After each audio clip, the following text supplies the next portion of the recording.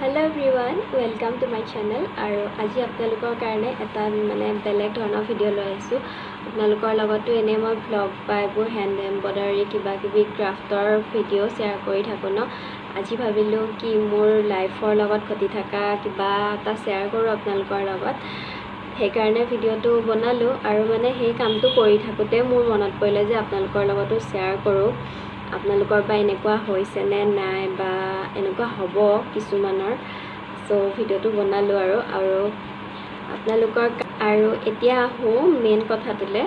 আৰু বহুতে মোক কমেণ্ট কৰি সুধিছিলে মাজতে যে মই কি পঢ়ি আছোঁ। মই এতিয়া বৰ্তমান DLED কৰি আছোঁ, এবাৰ লাষ্ট চেম 4th চেম।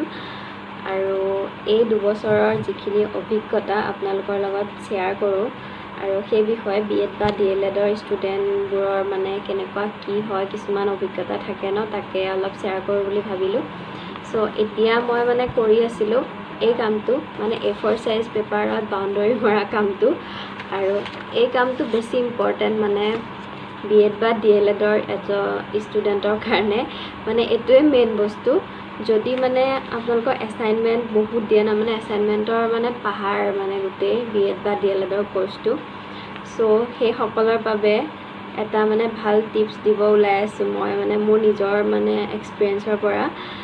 কি কথাটো এনেকুৱা ধৰণৰ, যেতিয়া এছাইনমেণ্ট দিয়ে তেতিয়া আমাৰ ইমান উৎপাত লাগে যে আমুক তাৰিখে দিব লাগে জমা, আৰু তেতিয়া বস্তুটো বিচাৰিও পোৱা নাযায়। তাতে আকৌ A4 সাইজ পেজবোৰত এনেকৈ ৰুল পাৰি থাকিব লাগে ন, চবফালে বাউণ্ডাৰী মাৰি থাকিব লাগে।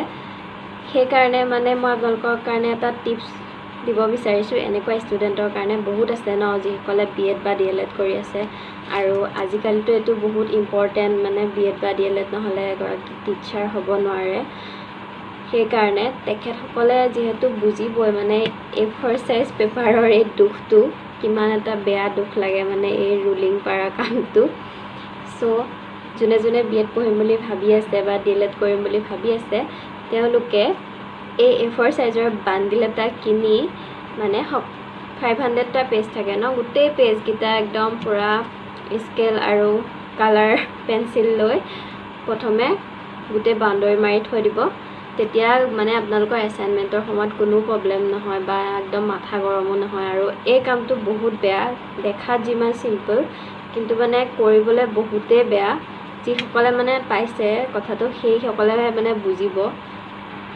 মোৰ ফালৰ পৰা এটা ভাল টিপছ। আৰু এই 2 বছৰত মোৰ এটা বহুত বেয়া অভিজ্ঞতা, বেয়া ভাল দুইটাই বহুত ভালো অভিজ্ঞতা বেয়াও অভিজ্ঞতা। আৰু এই 2 বছৰত মই কি শিকিলোঁ BEd বা DLED কৰিব হ'লে আপোনালোকে গান, নাচ, কবিতা, সাধু কোৱা, নাটক পঢ়া এই সকলোকেইটা জানিব লাগিব। জানিব লাগিব বুলি নহয়, যোনে নাজানে সেইসকলেও জানি যায়। আৰু এনেকুৱা এটা সময় আহিব আপোনালোকৰ নাজানিলেও যাবই লাগিব ষ্টেজৰ ওপৰলৈ বা কৰিবলৈ, নহ'লেতো মাৰ্কছ নাপাব ন। আৰু তেতিয়া এনেকুৱা এটা, যিসকলে নাজানে সেইসকলৰ এনেকুৱা এটা ভয় লাগে। সেই ভয়টো মই আপোনালোকৰ লগত প্ৰকাশ কৰিব নাজানো। মোৰ এনেকুৱা হৈছিলে মই নাটকৰ নটো নাজানো কৰিব। যেতিয়া আমাৰ এটা ক্লাছত নাটক কৰিব লাগে, তেতিয়া আমাৰ ছাৰে যেতিয়া কৰিবলৈ মাতে ষ্টেজলৈ, হঠাৎ মাতি দিয়ে যে এনেকুৱা এটা চিন কৰি দেখুৱাব লাগে বা এটা টপিক দি দিয়ে, সেই টপিকটোৰ ওপৰত কৰি দেখাব লাগে। তেতিয়া মোৰ যেতিয়া ৰোল নাম্বাৰটো আহে ন, মোৰ বুকুখন এনেকৈ থাকে আৰু মই কি বা কৰিমগৈ, মোৰ মুখৰ মাত ওলাব নে নোলায়, একো মই এক্সপ্ৰেশ্যন একো দিবই নাজানো নাটক কৰিবলৈ, মোৰ দ্বাৰা নহয় তাকে এইটো মোৰ এটা বহুত বেয়া অভিজ্ঞতা। কিন্তু লাষ্টত গৈ এদিনটো কৰিব লগা হ'লেই, 1 দিন 2 দিন কৰোঁতে আৰু ফাইনেল এখন কৰি দেখাব লগা হ'ল। ভালেই লাগিলে এইবোৰ অভিজ্ঞতা। আৰু মোৰ নাটকৰ চৰিত্ৰটো কি আছিলে জানে নাই, সেইটো আকৌ বহুত ইণ্টাৰেষ্টিং কথা। মইতো কথা ক'ব ইমান ভালকৈ নাজানোৱে এনেকৈ। মোৰ চৰিত্ৰটো পৰিলে এজোপা গছ, আৰু বৃক্ষৰোপণৰ ওপৰত আমাক এখন নাটক কৰি দেখাব কৈছিলে। আৰু মোৰ ভাগত পৰিলে গছ। মই কি ভাল পাইছোঁ আৰু জাষ্ট এনেকৈ একদম হাতকেইটা মেলি ৰখি আছোঁ, এজনীয়ে আহি হাতটো এনেকৈ কাটি দিছে আৰু গছজোপা কাটিছে আৰু এনেকৈ তাৰপৰা হাতকেইখন এনেকৈ পেলাই আছোঁ আৰু বাছ চিধা হৈ আৰু মাত বোল একো দিব নালাগে আৰু লৰচৰো ইমান কৰিব নালাগে। মই মানে একদম কি ফূৰ্তি পাইছোঁ লাষ্টত আহি পেলাই, মানে সেইটো মানে বহুত বেছি ভাল লাগিলে মোৰ। একদম বাচি যোৱা যেন লাগিছে মানে একদম ছাৰৰ আগত, নহ'লেতো আৰু বেয়া হ'লে কথা শুনিলোঁ হয় ন। আৰু ছেকেণ্ড এটা অভিজ্ঞতা মানে একদিন এটা ক্লাছত, আমাৰ অসমীয়া ক্লাছত মেমে কবিতা আবৃত্তি কৰিব মাতিছিলে। আৰু কবিতা আবৃত্তি মানে নিজে এটা আৰু পাঠৰ কৰিলে হ'ল নিজৰ নিজৰ মতে। মই মানে ভাবি আছোঁ কি কৰিম, তাৰপিছত এটা যেনে তেনে এটা উলিয়াই ল'লোঁ আৰু মুখস্থ কৰি পেলাই। তাৰপিছত যাম বুলি ভাবিছোঁ আৰু দেই, মই নেক্সট যাম, মোৰ আহিব, কিন্তু মোৰ বুকুখন এনেকৈ আছে। তাৰপিছত আৰু ভাবিছোঁ যাবতো লাগিবই। তাৰপিছত গ'লোঁ আৰু যেন তেন, আৰু আমাৰ বহুত ষ্টুডেণ্ট থাকে ন, এটা ওপৰত ষ্টেজত গৈ ক'ব লাগে।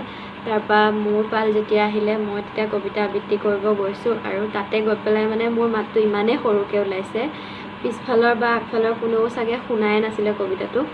তাৰপিছত তেতিয়াই মানে সময়ত একদম বতাহ বৰষুণ অহাৰ নিচিনা হৈছিলে আৰু দেই। সেই সময়টোত মই মানে কি ভাল পাইছোঁ আৰু দেই, কিবা ভুল হ'লেও মানে যাতে নুশুনে মেমে, যেন তেন বাচি যাব পাৰোঁ সেইটো ধান্দাত আছোঁ। তথাপিতো মানে যেন তেন একদম কবিতাটো আবৃত্তি কৰি মানে তললৈ নামি আহিব লাগে আৰু সেইটোৱে ভাবি আছিলোঁ।